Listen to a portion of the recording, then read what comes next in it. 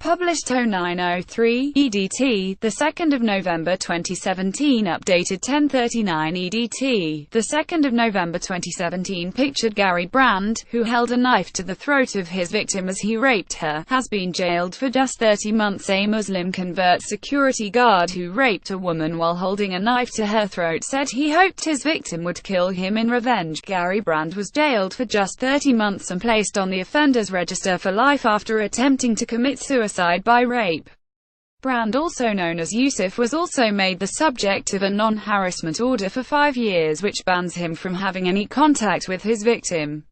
He was told he would have to find a new mosque to pray at when he is released, as his current one is located close to his victim's home.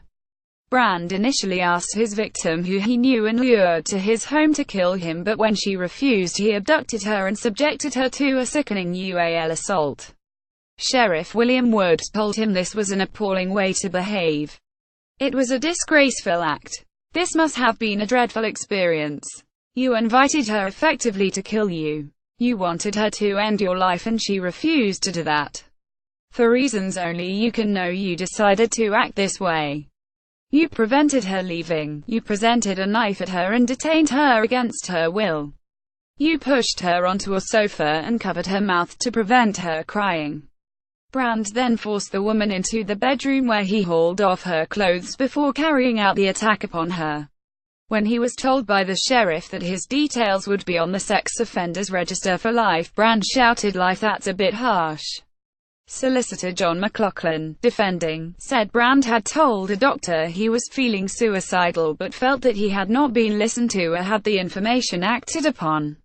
Mr. McLaughlin said he can only apologize to all concerned for what has happened. Looking back, he realizes this was a huge mistake and entirely the wrong way to deal with the problem.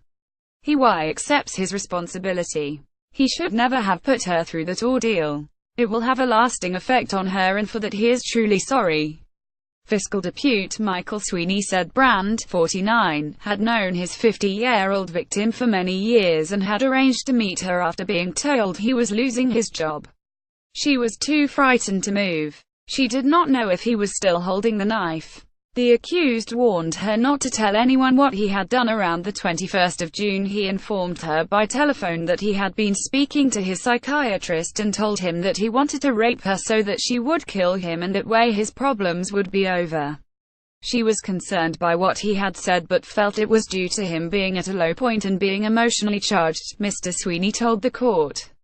He attended her place of work and suggested she should visit him for a chat and a coffee. She still felt very uneasy about the conversation he had with her.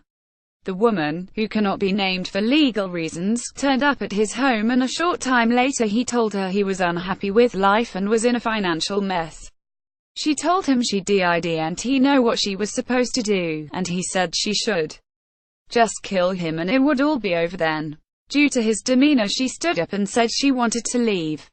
But Brand produced a hunting knife, stopped her leaving, and told her to take it, do it, and imploring her to stab him. He then pushed her back onto a sofa and held the knife to her throat. She was shouting and screaming for help, so he covered her mouth and told her to be quiet. He took her mobile phone and threw it onto a table, the prosecutor said.